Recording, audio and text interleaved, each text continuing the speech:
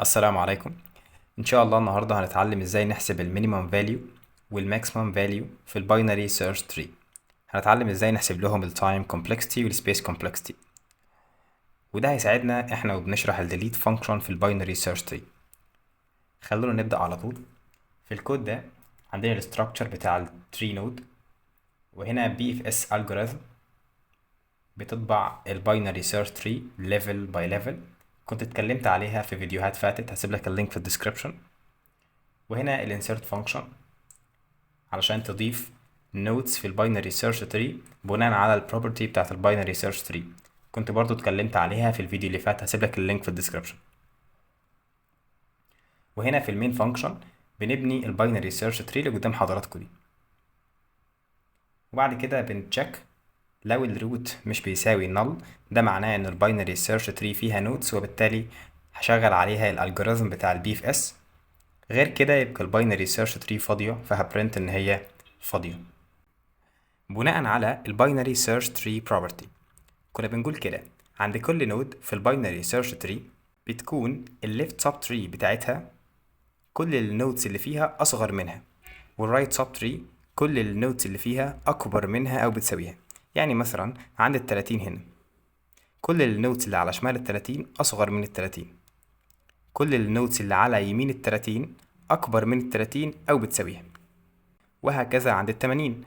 لو هبص على ال80 فالليفت سب تري بتاعت ال80 كل النودز اللي فيها اصغر منها، انما الرايت سب تري هتكون النودز اللي فيها اكبر منها او بتساويها.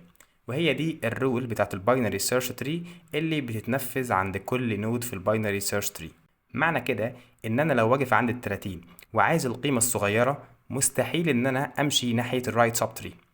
ليه؟ لان انا واثق انه لو في نودز ناحية الشمال هتكون هي الاصغر من الرايت سب تري بناء على الباينري سيرش تري بروبرتي. وبالتالي انا بحسب المينيمم فاليو طول ما عندي ليفت في الباينري سيرش تري بحسبها. يعني ال30 دي مستحيل تكون هي المينيمم لانه في ليفت. معنى انه في ليفت لل30 فاكيد هو اصغر من ال30، وبالتالي ممكن هو يكون الاجابة. لما اوصل عند ال20 طول ما في ليفت عند ال20 فال20 دي مستحيل تكون اجابة. ليه؟ لانه في ليفت سب تري لل20 اللي هي ال10، وبالتالي ال10 هي فعليا المينيمم فاليو. خلينا نوضح ده بالكود احسن. انا عايز اعمل فانكشن، ولكن الفانكشن دي بتريتيرن بوينتر تو تري نود. خلينا نكتب هنا تري نود، هنسميها مثلا find minimum. الفانكشن دي بتاخد الروت اللي انا هبدأ من عنده ادور على المينيمم فاليو، اللي هو هنا الروت نود، فتري نود للروت. في البداية لو الروت ده كان بنل،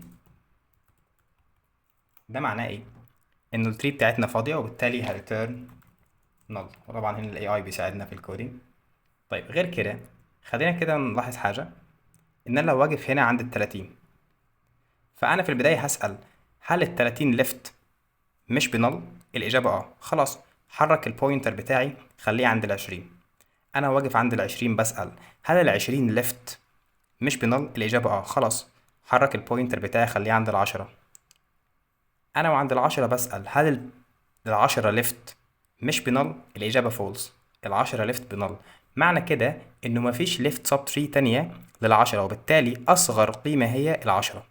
يعني انا بديك روت نود بنمشي left as much as possible لحد ما نوصل عند اخر نود موجودة ناحية الليفت. فهمنا كده؟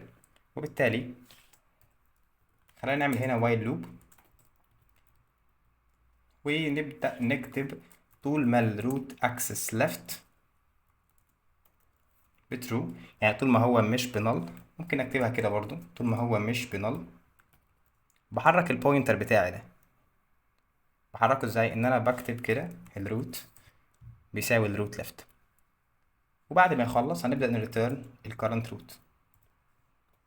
وبكده فعليا انا حسبت المينيمم فاليو. خلينا نجرب الفانكشن دي. من فاليو بيساوي find minimum. طبعا انا باكسس الفانكشن access value لان اللي راجع من الفانكشن اصلا عباره عن pointer to tree node. اوكي، خلينا كده ندوس run، وبالتالي هنا فعلا المينيمم فاليو هي 10. طيب نفترض ان العشرة دي مش موجودة. لما انا ادوس ران المفروض يكون المينيمم فاليو هي 20. بالظبط كده، المينيمم فاليو هي فعلا 20.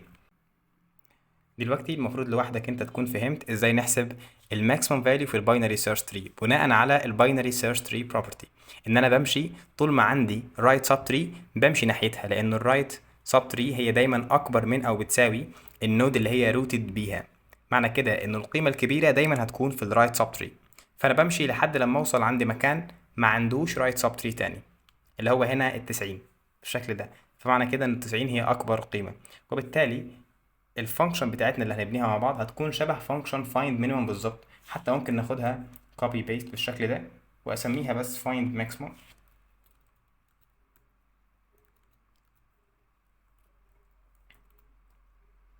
find maximum دي بتمشي ازاي؟ بتمشي ناحية الرايت، في الاخر بتريتيرن الروت.